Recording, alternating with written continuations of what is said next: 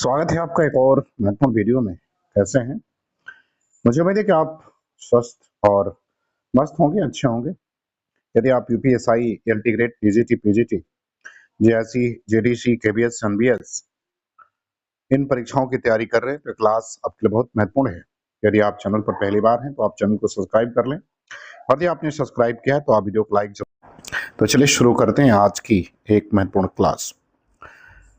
पहला सवाल देख रहे हैं क्या कह रहे हैं। पहला सवाल कह रहे हैं कि पंकज में कौन सा समास होगा, ये आपको बताना है।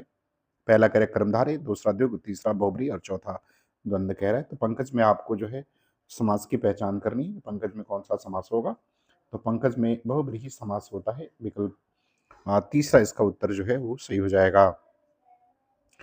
दूसरे सवाल पर आते हैं। कह रहे अयुग्वाह कहा जाता है, ये बताना अयुग्वाह किसे कहा जाता है।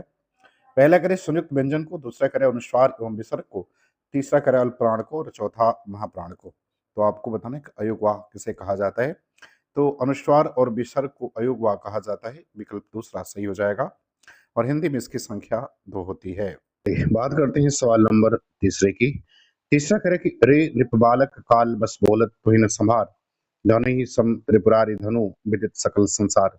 इन पंक्तियों में कौन सा रस है। पहला करे भयानक रस, दूसरा वीर रस, तीसरा करुण रस और चौथा रद रस।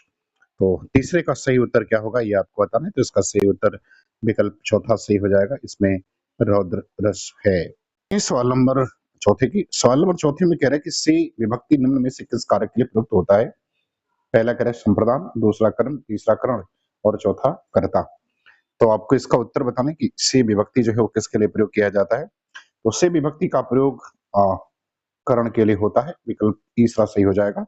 और करण के साथ साथ संप्रदान के लिए भी होता है, लेकिन संप्रदान में से का प्रयोग जो है वो अलगाव के भाव में किया जाता है। प्रश्न नंबर 5 कह रहा है कि उसने नहाकर भोजन किया। इस वाक्य में निम्नलिखित में से किस क्रिया का उदाहरण है। पहला कह द्विकर्मक क्रिया, दूसरा प्रेरणार्थक, तीसरा पूर्वकालिक और चौथा संयुक्त क्रिया।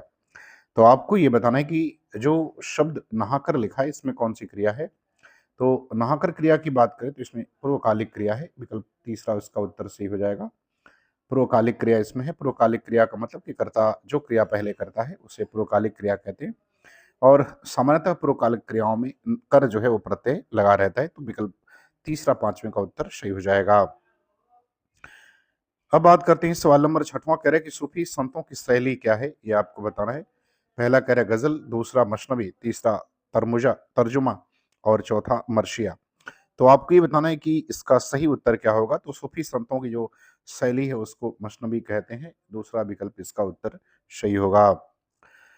7वें प्रश्न पर आते हैं। 7वां प्रश्न कहते हैं कि गुड़िया भीतर गुड़िया के रचनाकार कौन है। पहला प्रभा खेतान, दूसरा मैत्रेयी पुष्पा, तीसरा उषा प्रियंवदा और चौथा कृष्णा शोभती। तो इसका उत्तर बताना है गुड़िया भीतर गुड़िया किसकी है। तो ये गुड़िया भीतर गुड़िया जो है वो मैत्रेयी पुष्पा की जो है वो रचना है। तो विकल्प दूसरा इसका उत्तर सही होगा। 8वें प्रश्न पर आते हैं। 8वां प्रश्न कह रहे हैं कि 100 अजान एक सुजान, इसके रचनाकार कौन है। पहला कह रहे बाल मुकुंद गुप्त, दूसरा बालकृष्ण भट्ट, तीसरा सरदार पूर्ण सिंह और चौथा कह रहे कि बद्री नारायण चौधरी। तो आपको ये बताना है कि इसके रचनाकार कौन है। तो इसका रचनाकार बालकृष्ण भट्ट हैं। दूसरा विकल्प इसका सही हो जाएगा।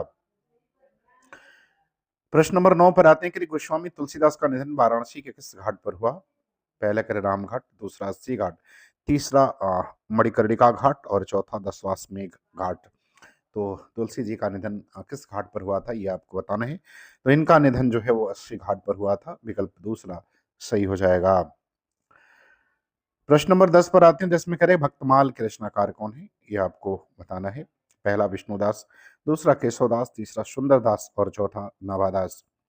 तो भक्तमाल के जो रचनाकार हैं उनके बारे में बताना है। तो इसके रचनाकार नाभादास हैं। विकल्प चौथा उत्तर सही हो जाएगा। 11 नंबर सवाल पर आते हैं। कह रहे कि कौन सा वाक्य शुद्ध है, ये आपको बताना है। पहला कह रहे गलियों को चौड़ा करना, दूसरा कह रहे कि परशुराम के क्रोध आदमी ने क्षत्रियों को जला दिया, तीसरा वृक्षों पर कोयल कूक रही है और चौथा कह रहा है खेतों में लंबे लंबे घास उगाए। तो बताना है कि इसमें कौन सा वाक्य जो है वो शुद्ध है। तो जो शुद्ध वाक्य है वो विकल्प ए है, गलियों को चौड़ा करना, ये इसमें शुद्ध है। बाकी सभी जो हैं वो क्या हैं, वो अशुद्ध हैं। 12 नंबर सवाल पर आते हैं कि कानन का पर्यायवाची शब्द क्या है, ये आपको बताना है। पहला वन, दूसरा विपि, तीसरा कह रहा है कि इनमें से कोई नहीं, और चौथा कह रहा है कि पुष्प। तो आपको बताना है कि इसका सही उत्तर क्या होगा। कानन का पर्यायवाची शब्द इसमें से है, तो कानन का पर्यायवाची विकल्प पहला सही हो जाएगा। वन जो है वो कानन का पर्यायवाची है। 13 नंबर सवाल पर आते हैं। 13 में करे कि वाक्य विग्रह का अर्थ क्या है, ये बताना है वाक्य विग्रह का अर्थ क्या है। एक करे कि वाक्य खंडों को अलग अलग करके उनका संबंध बताना। दूसरा करे कि वाक्य रचना करना। तीसरा करे संधि और समास बताना। और चौथा करे कि शब्दों को जोड़ना। तो इसका उत्तर आपको बताना है कि इसका सही उत्तर क्या होगा। तो इसका सही उत्तर है वाक्य खंडों को अलग अलग करके संबंध बताना। विकल्प ए उत्तर इसका सही हो जाएगा 13 का। 14 नंबर सवाल पर आते हैं। 14 नंबर सवाल करे कि नयन नेह न नयनन को कछु उपजी बड़ी बलाय, नीर भरे नित प्रति रहे तऊ न प्यास बुझाए। इन पंक्तियों में प्रयुक्त अलंकार कौन सा है, यह आपको बताना है। पहला करे असंगति अलंकार, दूसरा विशेषोक्ति अलंकार, तीसरा दृष्टांत अलंकार और चौथा करे विभावन अलंकार। तो इसका सही उत्तर क्या होगा। तो नेह न नयनन को कछु उपजी बड़ी भलाए, नीर भरे नित प्रति रहे तो न प्यास बुझाए। तो इसके उत्तर को आपको बताना है। तो इसका उत्तर जो है वो विशेषोक्ति अलंकार हो जाएगा। विकल्प दूसरा सही होगा। इसलिए कि नेह न नैनन को कछु उपजी बड़ी बड़ाए, नीर भरे आंखों की बात कर रहा है कि जो पानी से हमेशा भरी रहती हैं लेकिन फिर भी वो आपकी प्यास नहीं बुझा सकती, अर्थात कारण है लेकिन कार्य नहीं होगा। इसलिए यहाँ पर जो अलंकार होगा उसे हम विशेषोक्ति अलंकार कहते हैं। 15 नंबर सवाल पर आती है। 15 नंबर सवाल करे कि हिंदी साहित्य इतिहास के संबंध में मॉडर्न लिटरेचर ऑफ हिंदुस्तान किसने लिखी है, ये पुस्तक। पहला करे गारसा दत्तासी, दूसरा सुमित कुमार चटर्जी, तीसरा धीरेन्द्र वर्मा और चौथा करे जॉर्ज अब्राहम ग्रेयर्सन। तो इसका सही उत्तर क्या होगा ये आपको बताना है। तो इसका सही उत्तर जॉर्ज अब्राहम ग्रेयर्सन हो जाएगा। विकल्प चौथा सही होगा। सवाल नंबर 16 पर आते हैं। 16 नंबर सवाल कह रहे हैं कि बिरहनी बावरी सी भई, ऊंची चढ़ी अपने भवन में तेरत हाय दई ले, आचरा मुख अश्वन पोछत उघरे गात सही। ये पंक्ति किसकी है। ए झीमाचारणी, पहला झीमाचारणी, दूसरा मीराबाई, तीसरा दयाबाई और चौथा सहजोबाई। तो 16 का उत्तर बताना, इसका सही उत्तर क्या होगा। तो इसका सही उत्तर मीराबाई, दूसरा विकल्प सही हो जाएगा। 17वां प्रश्न पर आते कह रहे हैं कि हिंदी का पहला पत्र कौन सा है, ये आपको बताना है। पहला बनारस अखबार, दूसरा इतिहास मृनासक, तीसरा हरिश्चंद्र मैगजीन और चौथा उदंत मार्तंड। तो हिंदी का पहला जो पत्र है वो उदंत मार्तंड है। विकल्प चौथा सही हो जाएगा और इसके संपादक पंडित जुगल किशोर थे। नंबर 18 की सवाल नंबर 18 में क्या कह रहे हैं। सवाल नंबर 18 में कह रहे हैं कि सुई का तत्सम रूप है। पहला कह रहा है सलाई, दूसरा सूची, तीसरा सूची और चौथा कह रहा है सुच्चा। तो आपको सुई का तत्सम रूप बताना है। तत्सम रूप सूची होता है। विकल्प तीसरा इसका उत्तर जो है वो सही हो जाएगा। 19 नंबर सवाल पर आती है। सवाल नंबर 19 कह रहा है कि परिसीमन का विलोम क्या है। पहला कह रहा है असीमन, दूसरा निर्सीमन, तीसरा ससीमन और चौथा कह रहा है ससीम। तो आपको परिसीमन का विलोम बताना है। तो इसका विलोम जो है वो निर्सीमन होता है। विकल्प दूसरा उत्तर सही हो जाएगा। 20 नंबर सवाल पर आते हैं। 20 नंबर में कह रहे हैं कि धूसर शब्द का पर्याय क्या है। तो इसका पर्यायवाची आपको बताना है। पहला कह रहा है गर्दभ, दूसरा मेघ, तीसरा अजा और चौथा अश्व कह रहा है। तो धूसर जो है वो गर्दभ इसका पर्यायवाची है, या पर्याय कहेंगे तो पहला विकल्प सही हो जाएगा। 21 नंबर सवाल पर आते हैं। कह रहे हैं कि भूतों अर्थात जीवों द्वारा होने वाला दुख, वाक्य के लिए एक शब्द बताइए। पहला कर आधि दैहिक, दूसरा आधि भौतिक, तीसरा आत्मघाती और चौथा कर कि आधि दैविक।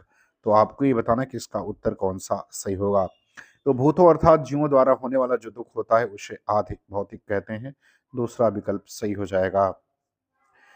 सवाल नंबर 22 पर आते हैं। 22 नंबर सवाल करें कि धर्म पालन करने में बाधा डालने वाली प्रवृत्तियां कौन सी हैं। पहला करें कि आलस्य की अधिकता, दूसरा धर्म का ज्ञान न होना, तीसरा जानकारी की कमी और चौथा करें कि कमजोर मन उद्देश्य का निश्चित न होना तथा चंचल मनोवृत्ति का होना। तो 22वें प्रश्न का उत्तर आपको बताना है। इसका सही उत्तर क्या होगा। तो इसका सही उत्तर विकल्प चौथा सही हो जाएगा, कमजोर मन उद्देश्य का होना तथा चंचल मनोवृत्ति का होना। 23 नंबर सवाल पर आते हैं। करें कि कायर की भाववाचक संज्ञा क्या होगी, यह आप बताना है। पहला करें कायरपन, दूसरा कायरत्व, तीसरा कायरता और चौथा अकायरता। तो कायर की जो भाववाचक संज्ञा होगी वो कायरता हो जाएगा। तीसरा विकल्प सही होगा। सवाल नंबर 24 में कह रहा है कि अपना मतलब निकालने वाला, इसके लिए उचित शब्द क्या होगा? पहला स्वार्थपरक, दूसरा स्वार्थपरता, तीसरा कुटिल और चौथा स्वार्थी। तो अपना मतलब निकालने वाला उसे हम स्वार्थी कहते हैं। विकल्प चौथा उत्तर सही हो जाएगा। सवाल 25 पर आते हैं, करें संज्ञा के संबंध में कौन सा कथन संगत नहीं है? पहला करें कि व्यक्तिवाचक संज्ञाओं का प्रयोग सदैव आदर आदरार्थक के अतिरिक्त एक वचन में होता है। दूसरा क्रक देश, त्योहार, नदी उक्त व्यक्तिवाचक संज्ञा के उदाहरण हैं। तीसरा क्रक द्रव्यवाचक तथा समूहवाचक जातिवाचक संज्ञा के ही भेद माने जाते हैं।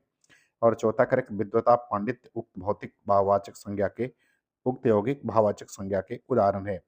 तो आपको बताना कि कौन सा कथन जो है वो संज्ञा के संदर्भ में असंगत है। तो असंगत विकल्प दूसरा जो है हो जाएगा, ये असंगत है क्योंकि देश, त्योहार और नदी ये व्यक्तिवाचक संज्ञा के उदाहरण नहीं है, बल्कि ये सभी जो है वो जातिवाचक संज्ञा के उदाहरण है। तो मुझे उम्मीद है कि ये वीडियो आपको पसंद आएगी, आपको अच्छा लगे तो आप चैनल को सब्सक्राइब जरूर करें। पूरा वीडियो देखने के लिए आपका बहुत बहुत धन्यवाद।